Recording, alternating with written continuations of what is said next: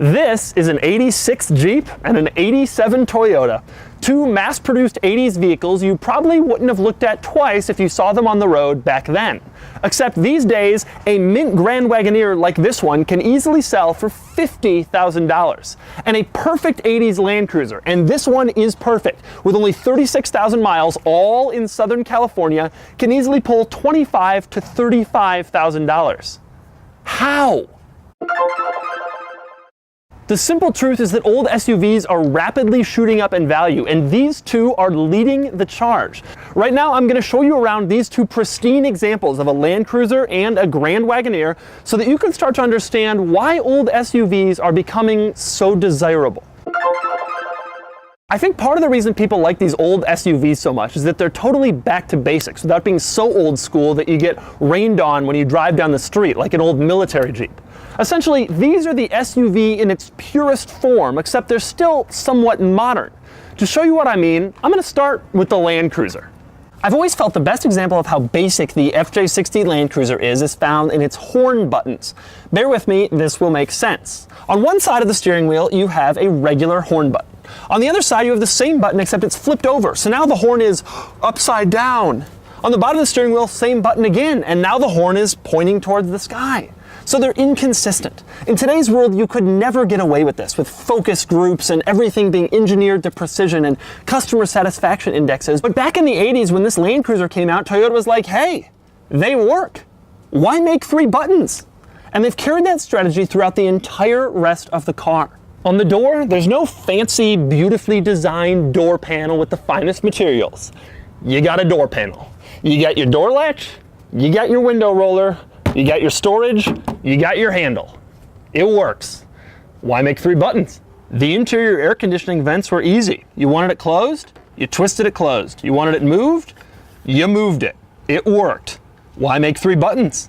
In back, the tailgate couldn't have been easier to open. You wanted the top part open, push it, open the top part. You wanted the bottom part open, pull the latch, open the bottom part. There was no little clicker with power lift gate. There was no waving your foot under the bumper.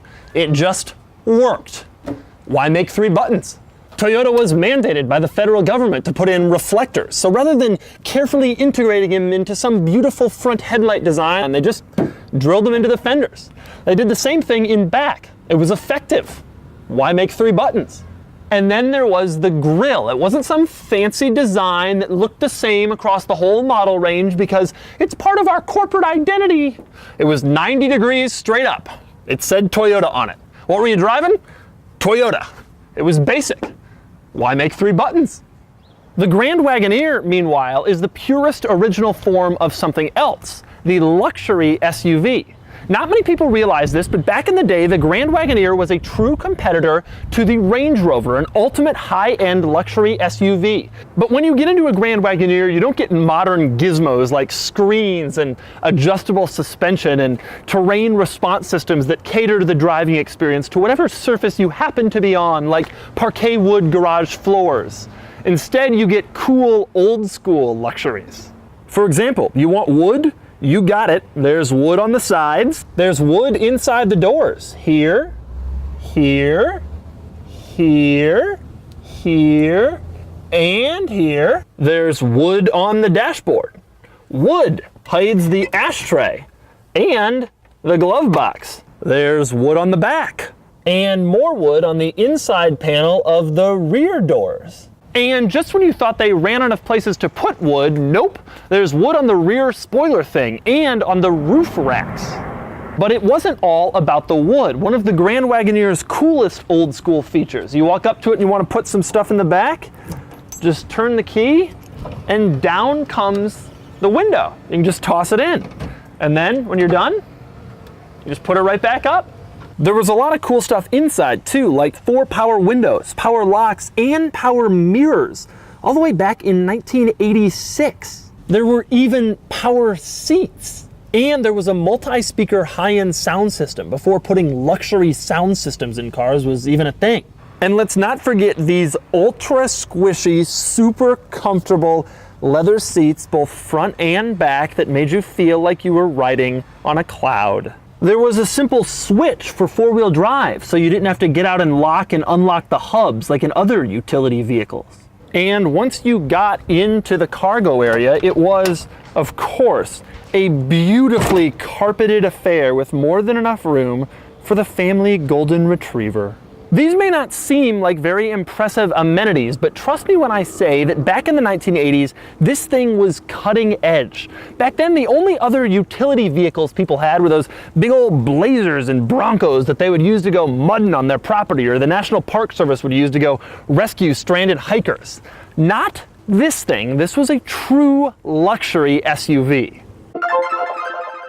But more important than the features and the equipment of these things, I think, is their appearance.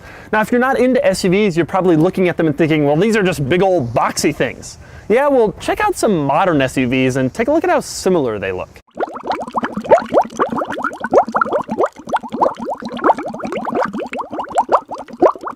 Now, look again at these. Do you see how different they look?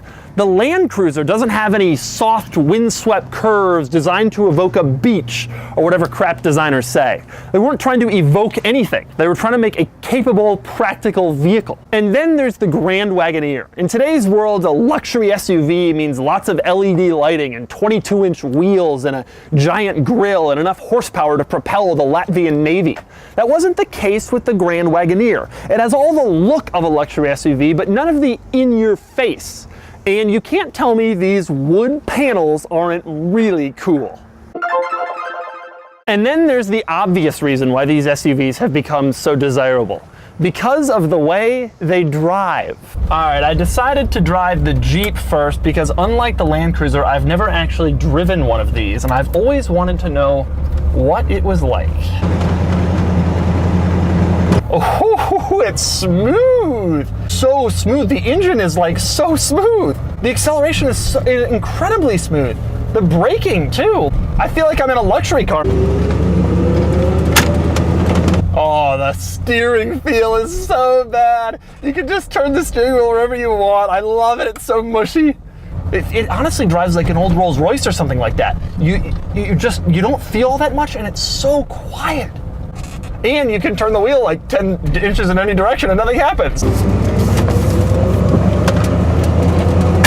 I just love the steering. The steering is so vague and so mushy, and that's exactly what I want from a Grand Wagoneer. There is no sense of urgency in this vehicle. There is simply a sense of joy and relaxation that modern SUVs don't tend to have. The seats are so comfortable. They're not firm at all. This is old school seating. Back when you could get you sit down, the thing would collapse about 2 inches and let your butt really get nice and in there. Fully on the throttle now. I mean, it makes a lot of noise. These SUVs are just from a completely different era, and it's an era we're starting to appreciate. In today's world of modern crossovers that have to do so many things, there's something nice about you don't have to think about XM and navigation systems and forward collision warning. It's just like, yep, what you see is what you get. I mean, that guy's got his Forester. He can do things so much better than I can, but he's got a Forester. This was the last bastion of true 50s Americana trying to hang on, this car. You pack a lunch and you go out for a Sunday drive. That was this car. And when this car ended and became the Grand Cherokee, it was almost a symbol of the end of an era. Suddenly the mass-produced everyman SUV had come out, and the old school station wagon-y feels like an occasion car, that was done. All right, I'm taking out the Land Cruiser.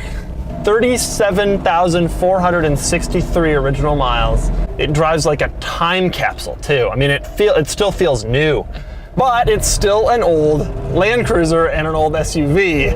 And so it's kind of bumpy, but it's just so much fun. I have this king of the road driving feel in this thing.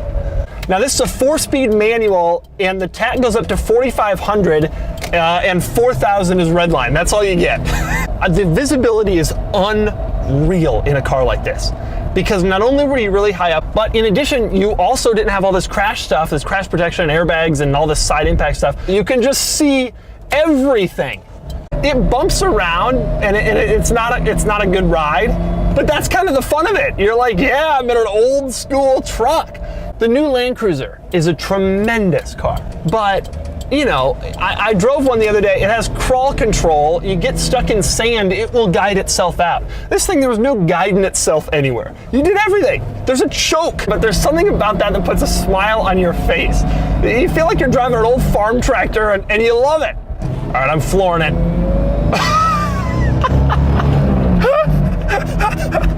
Oh, yeah, okay. That's cute. That's funny. Looking out over this windshield, you just feel so cool. It's an awesome experience. The new Land Cruiser offers a different experience, also an awesome experience, but this is different. You can't replicate this in a new car.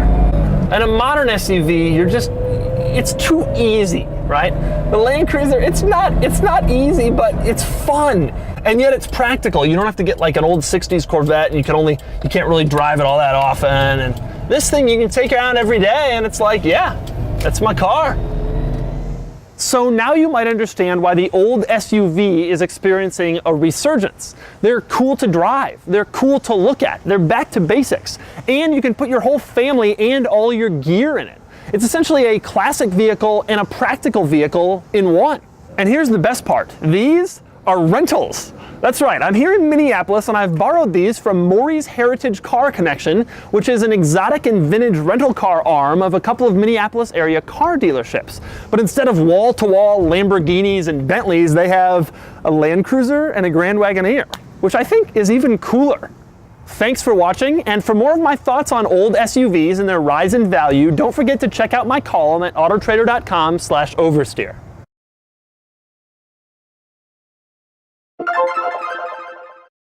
Not so with the Grand Wagoneer. It has all the look of a luxury. There goes an Aventador. We'll redo this line.